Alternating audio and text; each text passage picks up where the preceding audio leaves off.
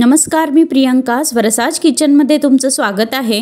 आज आपण नाशिकची तर्रीवाली अगदी झणझणीत अशी मिसळची सोपी पद्धत पाहणार आहोत। नाशिक मिसळ ही फक्त मटकीपासून बनवली जाते। यासाठी एक काळं वाटण बनवलं जातं। त्यासाठी मीडियम साईजचे 3 कांदे, अर्धी वाटी खोबरं, 5-6 लसूण पाकळ्या, कढीपत्ता आणि 1 इंच अद्रक येथे घेतलेला आहे। आता कांदा आपल्याला तुम्ही पाहू शकता अशा 2-3 चिरा आपण कांद्याला करून घेणार आहोत, जेणेकरून तो छान भाजला जाईल। आता गॅसवर मी एक जाळी ठेवून त्यावर कांदे आणि खोबरं छान भाजून घेणार आहे। खोबरं हे कांद्यापेक्षा लवकर भाजलं जातं, तर ते आपल्याला आलटून पालटून असं भाजून घ्यायचं आहे। कांदे भाजायला अंदाजे 10 मिनिटं लागतात, कारण छान असे काळे कांदे भाजले गेले तरच आपलं वाटण छान होतं आणि मिसळ चविष्ट बनते। तुम्ही पाहू शकतात मी असं आलटून पालटून कांदे पूर्ण काळे होईपर्यंत भाजून घेणार आहे। खोबरं आता आपलं बऱ्यापैकी भाजून झालेलं आहे, ते मी बाजूला काढून ठेवत आहे व कांदे पुन्हा 2-3 मिनिटं मी छान भाजून घेतलेले आहेत। आता कांदे थंड झाल्यानंतर आपल्याला सुरीने थोडे बारीक चिरून घ्यायचे आहेत।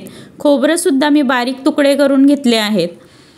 आता मसाल्यासाठी इथे आपल्याला 2 चमचे लाल तिखट, 1 चमचा जिरा पावडर, 2 चमचे धने पावडर व गरम मसाला आणि हळद लागणार आहे।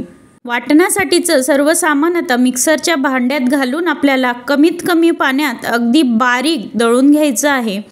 तुम्ही पाहू शकतात असं हे राखाडी रंगाचं वाटण बनवून तयार होतं। आता कढईत मी 2 ते 3 चमचे तेल घालून घेणार आहे। मिसळला थोडं तेल जास्तच लागतं।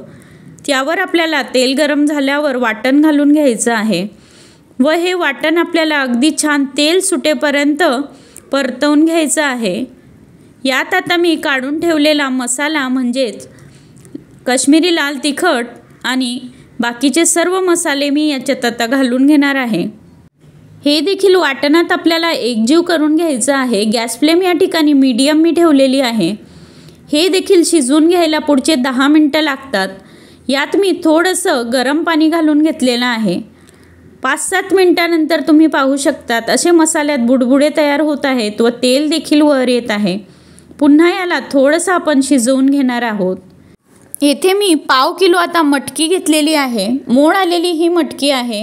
नाशिकच्या मिसळमध्ये फक्तच मटकी वापरली जाते, तर त्याप्रमाणेच मी येथे पाव किलो मटकी घेतली आहे। ती स्वच्छ आपल्याला 1-2दा धुवून घ्यायची आहे, जेणेकरून उग्रवास त्याचा निघून जाईल। मसाला छान आपला शिजून तयार झालेला आहे। वरचं तेल देखील तुम्ही पाहू शकतात मस्त तरीवर आलेली आहे। यात आता धुवून घेतलेली मटकी मी घालून घेणार आहे व यावेळी मटकी आपण मसाल्यातच शिजवणार आहोत। बरेच लोक मटकी आधी शिजवून घेतात, पण त्यापेक्षा तुम्ही असं बनवा तर मिसळला खूप छान चव येते। 5 मिनिटं मटकी मी मसाल्यातच अशी शिजवून घेणार आहे।